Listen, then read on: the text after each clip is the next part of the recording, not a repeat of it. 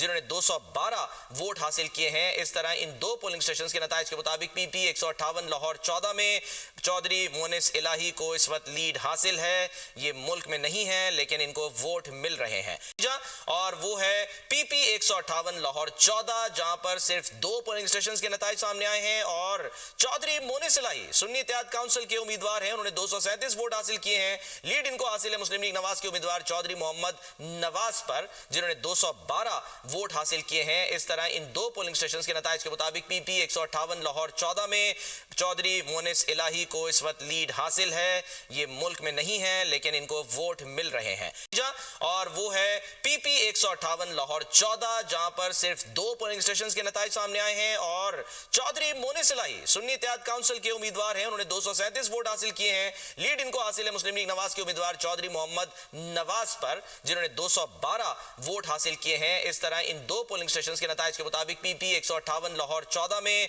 Chaudhary Monis Ilahi